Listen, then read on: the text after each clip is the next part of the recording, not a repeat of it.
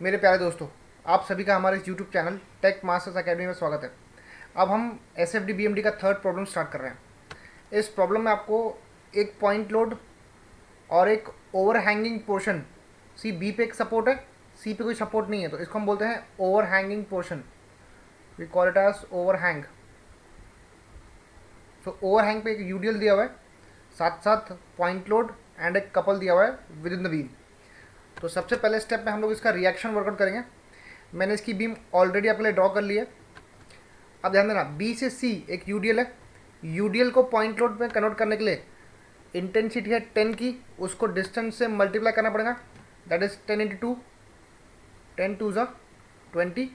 वो आएगा 2 के सेंटर पे 1 and 1। Now will apply equilibrium condition, that is summation of vertical force must be equal to 0, upward positive and downward is negative.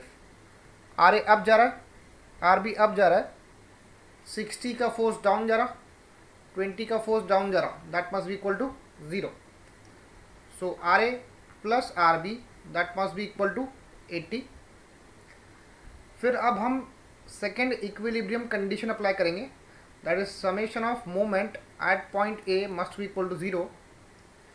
उसके लिए सबसे पहला फोर्स 60 का है, वो ए की तरफ जाएगा क्लॉकवाइज, तो ये आएगा 60 इंटू डिस्टेंस है 3 का। आपका जो कपल दिया हुआ है, जो आपको मोमेंट दिया हुआ है पॉइंट ई पे, वो जा रहा है एंटी क्लॉकवाइज, तो आपको उसको माइनस लेना पड़ेगा, -35, क्योंकि इसका साइन कन्वेंशन क्या था, clockwise positive, anti clockwise negative. So 60 into 3 and couple है -35 का। उसके बाद आर बी जाएगा ए की तरफ एंटी क्लॉकवाइज डायरेक्शन में, तो माइनस आर बी डिस्टेंस कितना है 3.5 प्लस 0.5 प्लस 3, वो होता है 7 मीटर, वो होता है 7 मीटर।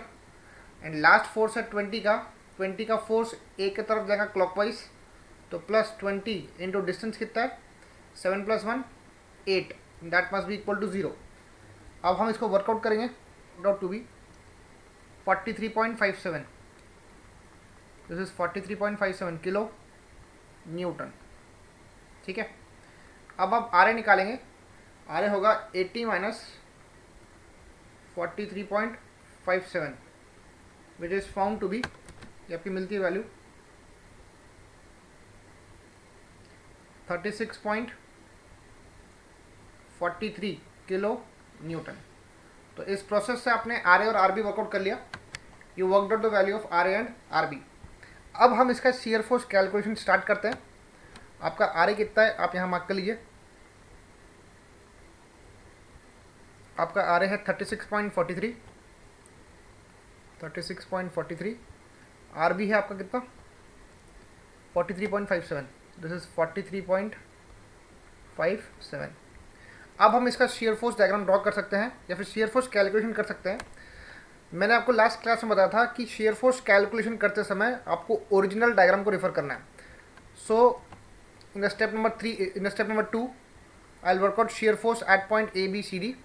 तो shear force at point A, मैं ए पे स्टैंड कर रहा हूँ, ए पे आर ए अप जा रहा है, upward is taken as positive, तो है 36.43 किलो न्यूटन। इसका नेक्स्ट पॉइंट क्या है, नेक्स्ट पॉइंट है डी। डी पे एक पॉइंट लोड है, आपको पॉइंट लोड में लेफ्ट राइट का कैलकुलेशन परफॉर्म करना पड़ता है, तो शियर फोर्स एट डी का लेफ्ट निकालना पड़ेगा।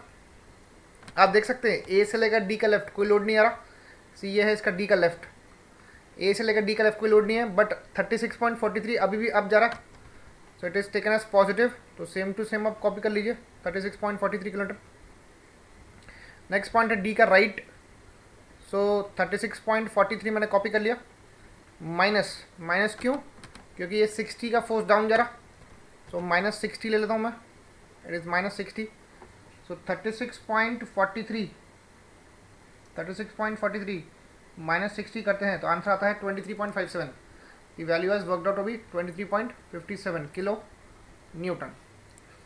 अब नेक्स्ट पॉइंट क्या है, ई पे है एक कपल का इफेक्ट शियर फोर्स डायग्राम में नहीं आता, तो शियर फोर्स एट ई कितना आएगा, शियर फोर्स एट ई कितना आएगा, वो आएगा -23.57 किलो न्यूटन।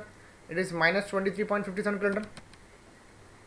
नेक्स्ट पॉइंट है बी पे एक रिएक्शन पास हो रहा है 43.57 का, तो वहाँ पर भी आप लेफ्ट राइट कर सकते हैं।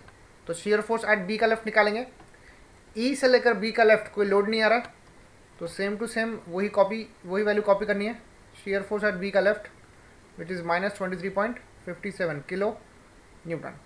अब निकालेंगे शियर फोर्स एट बी का राइट, उसको निकालने के लिए आपको 23.57 को कॉपी करना पड़ेगा।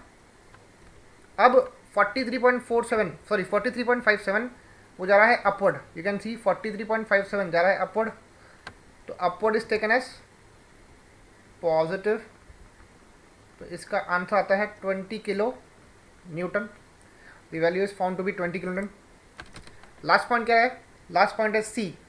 ध्यान देना, सी पे कोई पॉइंट लोड नहीं है, ठीक है, वहाँ पे यूडीएल खत्म हो रहा है, तो डायरेक्टली मैं सी पे निकाल सकता हूँ।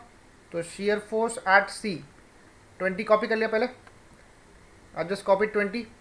बी से लेकर सी का स्पैन है 2 का, ऊपर से यूडीएल आ रहा है 10 का, तो ये आएगा -10 × 2, दैट बिकम्स 0,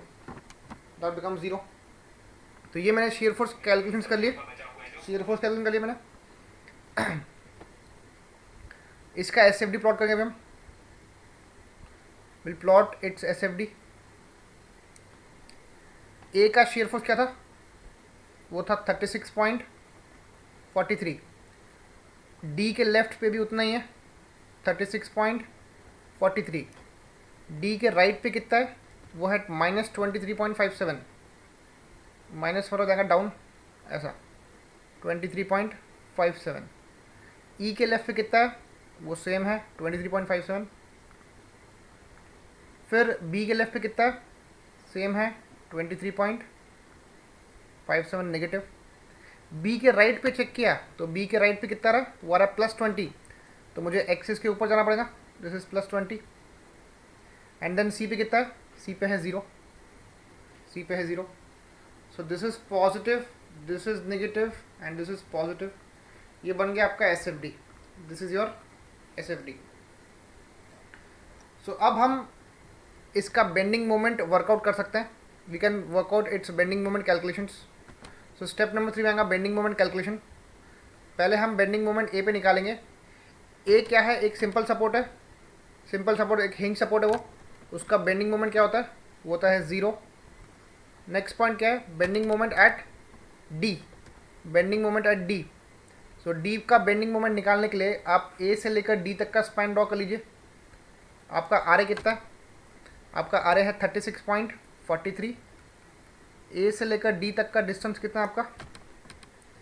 वो है 3 मीटर, दैट इज 3 मीटर, ठीक है। डी पे कोई पॉइंट लोड है क्या? यस, डी पे एक पॉइंट लोड है 60 का, बट वो काम में नहीं आने वाला क्योंकि वो डी से ही पास हो रहा। 60 won't create any moment because it is passing through D point. So R A है 36.43, उसका टेल है डाउनवर्ड, सो 36.43 × 3। सी मैं टेल क्यों ले रहा हूँ?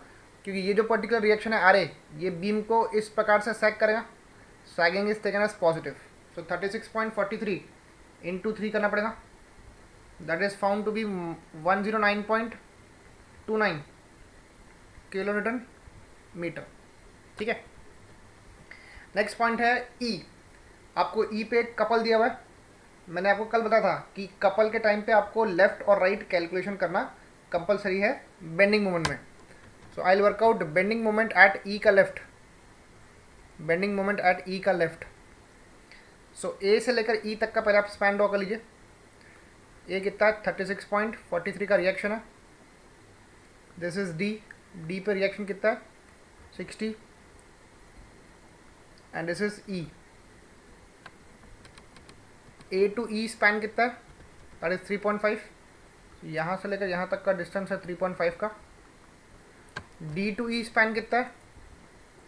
वो है 0.5। यहाँ पे कैलकुलेशन सिंपल हो गया, 36.43 इंटू डिस्टेंस कितना है? 3.5 माइनस 60 इंटू डिस्टेंस कितना है? 0.5, so this is coming out to be, so ये आता है 97.505 किलो न्यूटन मीटर, ठीक है। सो बेंडिंग मोमेंट ई के लेफ्ट पे कितना रहा है? 97.505। अब हम निकालेंगे बेंडिंग मोमेंट एट ई का राइट। तो उसके लिए आपको लेफ्ट कॉपी करना पड़ेगा। लेफ्ट कितना है 97.505, ये कॉपी कर लिया। आप लेफ्ट से आ रहे हैं, कपल जा रहा है anti clockwise. Anti clockwise is taken as negative, that is -35। एंटी क्लॉकवाइज आप लेंगे माइनस, तो -35 कितना आता है 505 किलो न्यूटन मीटर। अब लास्ट पॉइंट कौन सा है? The last point is B. आपको बी पे निकालना। अब ध्यान देना, अगर मैं इसको ए से निकालता हूँ तो मेरा कैलकुलेशन बढ़ जाएगा, मुझे ए से लेकर सारे फोर्सेस को लेना पड़ेगा।